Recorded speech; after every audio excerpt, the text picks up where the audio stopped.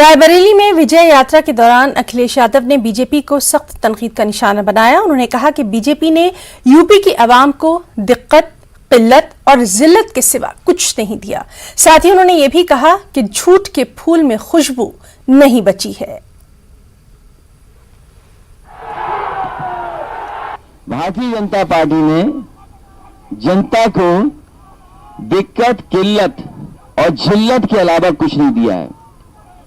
Bharatiya Janata party का काम करने का तरीका ऐसा है कि जिसमें दिक्कतें पैदा हो रही जनता के सामने, हर चीज की किल्लत हो रही है और हर वर्ग के लोग आज अपमानित महसूस हो रहे हैं।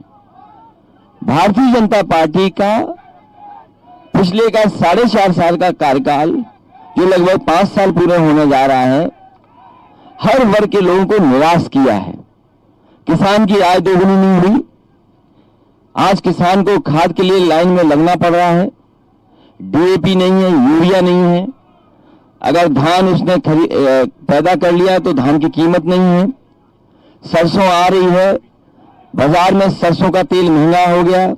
जब किसान की सरसों पैदा होती है तो उसे कीमत नहीं मिल रही है और जिस समय उसे कड़वा तेल अपने खाने पीने परिवार को चलाने के लिए चाहिए तो उसकी महंगाई लगातार बढ़ाई है सरकार ने। जहां नौजवानों को नौकरी रोजगार मिलने चाहिए थे, नौकरी रोजगार छिन रहे हैं। सभी सरकारी संपत्ति ज्यादातर बेची जा रही हैं। जहां बड़ी बड़ी नौकरियां मिलती, रोजगार के अवसर पैदा होते, सरकार उस तरफ ध्यान न देकर के बढ़ाना नहीं, चलाना नहीं, उसको बेचने का काम कर रही है। बड़े बड़े विज्ञापन तो दिखाई दे रहे हैं, लेकिन सच्चाई में नौकरी रोजगार नहीं है। भारतीय जनता पार्टी का हर वादा जुमला निकला, हर बात उनकी झूठी है, उनके विज्ञापन झूठे हैं। झूठ का फूल में अब कोई खुशबू नहीं बची है। और कोरोना के समय पर लोगों ने देखा कि किस तरीके से जनता को अनाज छोड़ दिया गया। लोग बिस्तर के लिए भागते रहे, दवाइयों के लिए चक्कर काटते रहे और जब ऑक्सीजन जरूरत थी तो सरकार ऑक्सीजन भी उपलब्ध नहीं करा पाई। और अब तो बात साफ हो गई है, सरकार ये कहती है कि बिना ऑक्सीजन के किसी की जान नहीं गई है। इससे बड़ा झूठ धरती पर कोई नहीं हो सकता है। और वो भी बाबा योगी की सरकार अगर ये कहे कि यहां पर किसी की भी ऑक्सीजन की कमी से मृत्यु नहीं हुई है। हम सब लोगों ने देखा है कि लोग भागते रहे ऑक्सीजन के लिए, लोग भागते रहे दवाई के लिए, लोग भागते रहे अपने परिवार को बचा लें, लोग शमशान में लाइन लगा के रहे, लोगों को मदद नहीं की, जनता को अनाज छोड़ने का काम किया। कर्नाटक असेंबली में किसानों के मसले पर बहस के लिए सबको वक्त देने पर स्पीकर की मजबूरी पर कांग्रेस के सीनियर रुकन के.आर. रमेश ने बेतुका, बेमहल और घटिया मवाजना किया। उन्होंने स्पीकर विशेश्वर हेगड़े की मजबूरी का मवाजना इस पद्दरी की सूरत हाल से कर डाला और कहा कि अगर आप होनी को टाल नहीं सकते तो हालात से समझौता कर लें। हालांकि उन्होंने माफी मांग ली है और कहा कि उनका मकसद इस्मत रेजी को बढ़ावा देना नहीं था। इसके बावजूद वो माफी मांगते हैं। और रुकने असेंबली आर रमेश के जरिए खवातीन को लेकर दिए गए बयान पर बीजेपी के वजीर फग्गन सिंह कुलस्ते ने कहा कि जो लोग ऐसे बयान देते हैं उन्हें सख्त सजा दी जानी चाहिए। खवातीन को लेकर दिए गए बयान पर बीजेपी के वजीर फग्गन सिंह कुलस्ते का बयान क्या है, आइए आपको दिखाते हैं। कांग्रेस में प्रियंका गांधी एक तरफ कहती हैं कि महिलाएं लड़ेंगी और महिलाओं के सम्मान की बात करती हैं, तो वहीं दूसरी तरफ उन्हीं की पार्टी के एमएलए विवादित बयान देते हैं। उन्होंने कहा कि अगर बलात्कार हो रहा है तो महिला लेट क्यों नहीं जाती और उसको एंजॉय क्यों नहीं कहते हुए भी शर्म आती है। लेकिन यहाँ के नेता ऐसे हैं कि ऐसे बयान देते हुए महिलाओं को उनको शर्म नहीं आती। इस विषय पे बात करने के लिए हमारे साथ मंत्री फग्गन सिंह कुलस्ते जो मौजूद है, उन्हीं से बात करेंगे। सर, इस तरीके की लैंग्वेज जो बोलते हुए भी शर्म आती है एक महिला को, और एक एमएलए इस तरीके की बातें करते हैं। देखिए, ये जो भी व्यक्ति समाज में विशेषकर महिलाओं के लिए कोई अपमानजनक या अभद्र भाषा का अगर उपयोग करता है तो मुझे लगता है ऐसे लोगों को माफ नहीं किया जाना चाहिए, उन पर सख्त कार्रवाई होना चाहिए कोई भी व्यक्ति हो अगर देश की महिलाओं को अपमानजनक शब्दों का उपयोग करता तो इस प्रकार की कार्रवाई होना चाहिए और उनको कठोर सजा भी होना चाहिए। सर, प्रियंका गांधी एक तरफ यूपी में कहती हैं कि लड़ेगी महिला और जीतेगी महिला, नारा देती हैं महिलाओं के सम्मान में कांग्रेस। ये सम्मान हो रहा है? इस तरीके से सम्मान होगा? देखिए, शायद हिंदुस्तान में पहली बार मैं बीजेपी शासित प्रदेशों की बात कह सकता हूं कि 50% महिलाओं को हमने आरक्षण दिया है। जितने लोकल बॉडीज हैं, पंचायतों के अंदर, कॉरपोरेशन के अंदर, स्थानीय संस्थाओं के अंदर हमने सबसे पहले 50% उनको रिजर्वेशन हमने महिलाओं को दिया है और इससे बड़ा और कुछ हो नहीं सकता। ये भारतीय जनता पार्टी ने किया है और इसलिए सब दूर आप देखिए, ये रिजर्वेशन 50% है, उससे बढ़कर के भी महिलाओं को चूंकि हर स्थान पर उनको चुनाव लड़ने का अधिकार रहता है तो उनकी संख्या बढ़ती है। जो भी होगा उचित प्लेटफॉर्म पे कहेंगे कि ऐसे लोगों पर सख्त कार्रवाई होना चाहिए, इस पे कोई बख्शा नहीं जाए। शुक्रिया न्यूज़ 18 से बात करने के लिए। तो सुना आपने, ये थे फग्गन सिंह कुलस्ते, जिनका साफ कहना था कि ये जो बयान है इस पे सख्त कार्रवाई की जानी चाहिए। कैमरा पर्सन अपू पाठक के साथ प्रीति श्रीवास्तव, न्यूज़ 18 दिल्ली। और दिल्ली खवातीन कमीशन की चेयरपर्सन स्वाति मालीवाल का कहना है कि घटिया सोच रखने वाले रुकन असेंबली को बर्खास्त किया जाए, उनके खिलाफ FIR दर्ज करके कार्रवाई की जाए।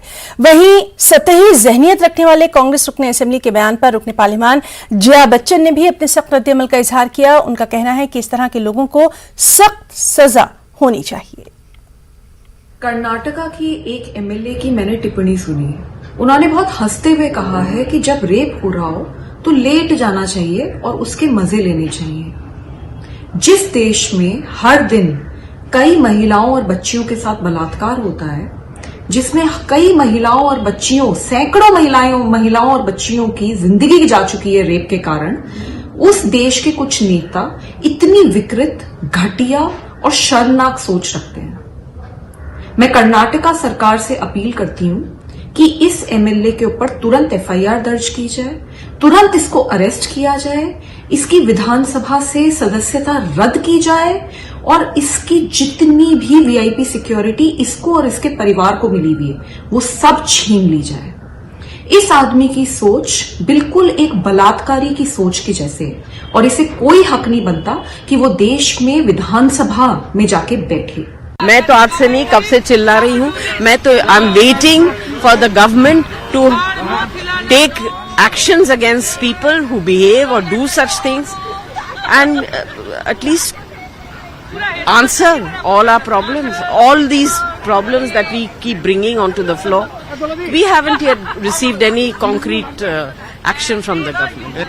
मुझे शर्म आती है कि ऐसे लोग, ऐसे सोच के लोग पार्लियामेंट में या असेंबली में बैठे हुए हैं। ये शर्म की बात है, हमारे देश के लिए शर्म की बात है। समाजवादी पार्टी के रुकने पार्लियामेंट शफीकुर रहमान बर्क ने अपने दिए गए मुतनाज़ा बयान पर सफाई पेश की है। शफीकुर रहमान बर्क ने कहा है कि उनके बयान को गलत तरीके से पेश किया गया। उन्होंने ये भी कहा कि लड़कियां 14 साल में ही बालिग हो जाती हैं, लिहाजा 21 साल तक नहीं रुकना चाहिए क्योंकि भारत गरीब मुल्क है, यहाँ इतना इंतजार नहीं करना चाहिए। आखिर में उन्होंने कहा कि सभी घर वाले चाहते हैं कि वक्त पर शादी हो जाए। एक तरफ जहां महिलाओं के सम्मान की बात करती है तो वहीं कांग्रेस के MLA विवादित बयान देते हैं। वो कहते हैं कि अगर महिलाओं के साथ बलात्कार हो रहा है तो उसको, उन बलात्कार को महिलाओं को एंजॉय करना चाहिए। इस विषय पे बात करने के लिए हमारे साथ सपा के सांसद रहमान जी मौजूद है, उन्हीं से बात करेंगे। सर, इस तरीके की लैंग्वेज कि महिलाओं को अपना बलात्कार एंजॉय करना चाहिए, कहते हुए भी शर्म आती है, लेकिन नेताओं को शर्म नहीं आती। ये गलत है अल्फाज। वो भी हमारी बेटियां हैं किसी कौम, किसी बिरादरी की है, हिंदुस्तान की कोई भी बच्ची है, वो हमारी बेटी की तरह है। और बहरहाल जिस तरीके से हम अपनी बेटी की इज्जत चाहते हैं वैसी हर बेटी की हमें अपनी इज्जत चाहते हैं। ऐसे अल्फाज नहीं कहने चाहिए। ये अल्फाज अगर कहे तो गलत है। और जहाँ तक मुल्क का ताल्लुक है, मुल्क के अंदर पहले 18 साल की उम्र थी, 18 साल तक यानी शादी हो जानी चाहिए, लेकिन अब 21 साल बढ़ाने की बात कर रहे हैं। 21 साल मंडे को कहा है कि सदन में किया जाएगा और अब 18 की जगह अब 21 साल महिला है। तो इससे मतलब ये है कि मुल्क हमारा गरीब है, अभी इतना मालदार नहीं है, गरीब हालात बहुत ख़राब हैं और कोरोना के दौर में तो हालत बहुत ज़्यादा ख़राब हो गई है। इस वजह से बहरहाल आगे मुद्दत बढ़ाने में उनकी परेशानियां और बढ़ेंगी जो गरीब आदमी है। इसलिए मैं चाहूँगा कि 18 साल रखी जाए, कम तो की जा सकती है लेकिन बढ़ाई नहीं जा सकती।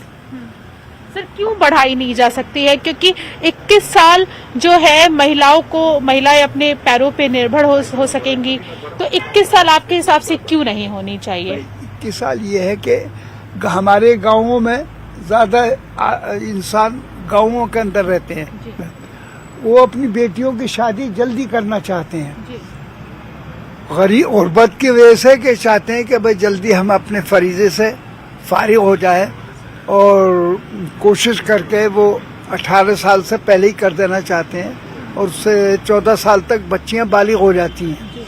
तो इसलिए 18 साल की उम्र भी काफ़ी है। अब इसमें 21 कराने से बहरहाल पाबंदी हो जाएगी तो गरीब आदमियों के सामने मुश्किलें खड़ी हो जाएंगी। सर का कहना है कि हमारा जो देश है वो गरीब है और यहाँ पर महिलाओं की जो उम्र है 18 साल वही ठीक है। कैमरा पर्सन अपू पाठक के साथ प्रीति श्रीवास्तव, न्यूज़ 18 दिल्ली। सहारनपुर से लोकसभा के एमपी हाजी फजलुर रहमान ने पार्लियामेंट में तकरीर करते हुए कहा कि जेसी पब्लिकेशन दिल्ली ने आईसीएसई बोर्ड की तारीख की किताब में पैगंबर इस्लाम हजरत मोहम्मद और हजरत जिब्राइल अलैहिस्सलाम के गुस्ताखाना कार्टून शाये किए हैं, जिसकी वजह से मुसलमानों के जज्बात मजरूह हुए हैं। ये माहौल खराब करने की साजिश भी हो सकती है। इस मामले को पार्लियामेंट में उठाते हुए एमपी हाजी फजलुर रहमान ने हुकूमत से किताबों को जब्त करने के साथ साथ जेसी पब्लिकेशन के खिलाफ सख्त कार्रवाई का भी मुतालबा किया। रहमान जी। ऑनरेबल स्पीकर साहब, शुक्रिया। दिल्ली के अंदर एक शर्मनाक हरकत हुई है जिससे दिल्ली का माहौल कभी भी ख़राब हो सकता है। तो मैं आपकी तवज्जो इस तरफ दिलाना चाहता हूँ कि जेसी पब्लिकेशन दिल्ली ने आईसीएसई बोर्ड की जानिब से 7th क्लास की बुक जो कि हिस्ट्री की है, उसमें मुस्लिम कम्युनिटी के प्रॉफिट पैगंबर साहब मोहम्मद साहब की एक तस्वीर शाये की है, जिसकी वजह से मुस्लिम कम्युनिटी के लोगों की भावनाएं आहत हुई हैं। इसलिए मैं अपील करता हूं कि माननीय होम मिनिस्टर साहब, एजुकेशन मिनिस्टर साहब इस तरफ तवज्जो दें और किताब को जब्त किया जाए और इसके साथ साथ जो जेसी पब्लिकेशन दिल्ली है उसके खिलाफ कार्रवाई की जाए ताकि माहौल ख़राब होने से बच सके। Thank you. वक्त एक छोटे से ब्रेक का और कहा कि 7 बरस में पीएम मोदी ने कई कदीम और बज़ाहिर न हल होने वाले मसाइल का सिद्दबाब किया। दफा 370 राम मंदिर जैसे मुद्दे भी हल हुए। जिस सरकार की आत्मा नहीं होती है वो सरकार फैसले नहीं ले सकती है, वो सरकार परिवर्तन नहीं कर सकती। इस प्रकार की सरकार 10 साल चलने के बाद 30 साल के बाद पहली बार पूर्ण बहुमत की सरकार मिली। मोदी जी पर भरोसा किया और मोदी जी ने देश की धुरा को संभाला। इसको आज 7 साल हुए हैं और 7 साल के अंदर हम बिल्कुल विश्वास के साथ कर, हमारे सरकार के क्रिटिक लोगों को भी यह स्वीकार करना पड़ेगा कि 7 साल में बहुत परिवर्तन आया है। कम से कम इस सरकार पर कोई भी करप्शन का आरोप नहीं लगा है। हो सकता है फैसला गलत हो, कई बार लिए जाते हैं, सैकड़ों फैसले लेते हैं, कोई फैसला गलत भी हो, मगर नीयत गलत है ऐसा कोई नहीं कह सकता। फैसला लेने का कारण गलत था, बुनियाद गलत थी, हमारी नीयत गलत थी, ऐसा कोई नहीं। हर एक क्षेत्र में, चाहे सुरक्षा का क्षेत्र हो, बाह्य सुरक्षा का हो, आंतरिक सुरक्षा का हो, इकोनॉमी के अंदर सुधार करने हो, रिफॉर्म्स करने हो, ढेर सारे क्षेत्र, नई एजुकेशन पॉलिसी लेकर आना हो, रोजगारी के लिए नई पॉलिसी लेकर आना हो, हर क्षेत्र के अंदर एक स्टेक होल्डर के साथ पर्याप्त कंसल्टेशन के बाद नई नीतियां बनी है। और एक की एक बात। खबरों में फिलहाल इतना ही। अब देखिए क्रिप्टो की समझ।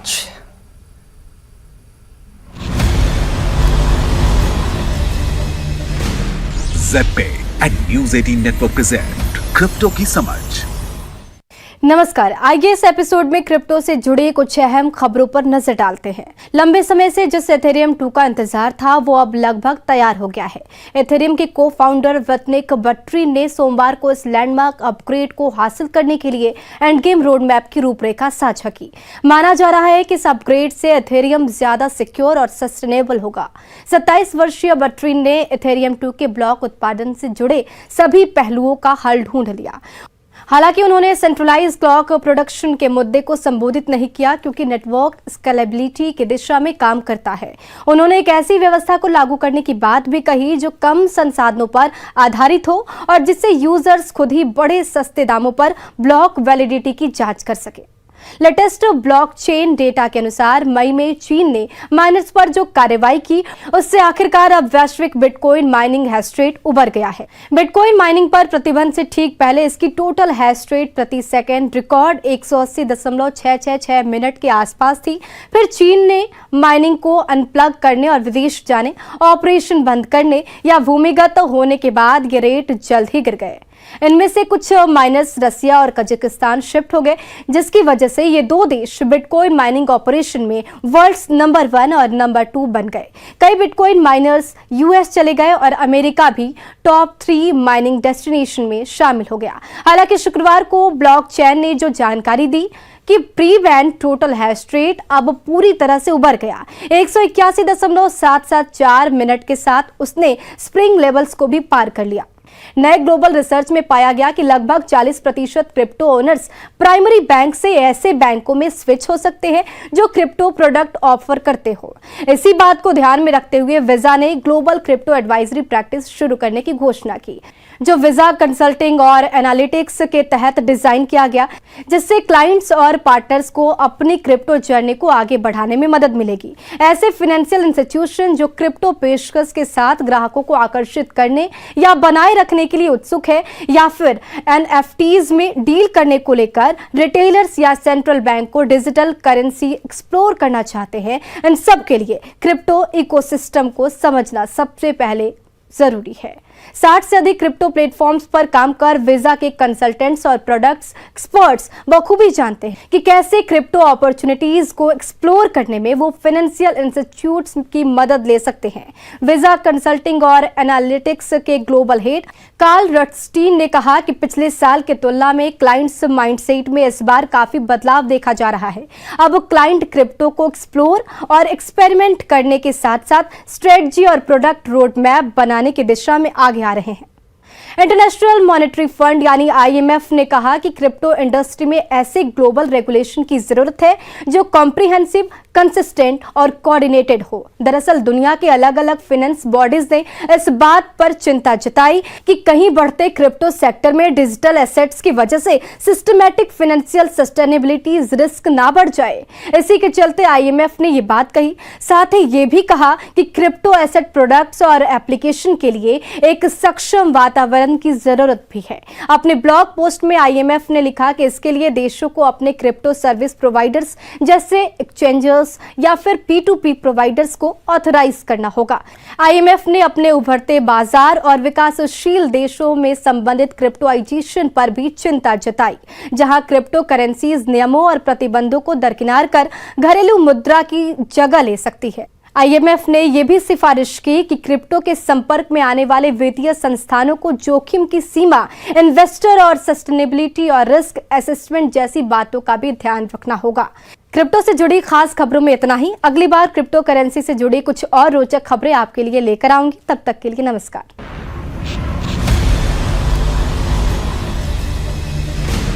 ZebPay and News 18 network present crypto की समझ।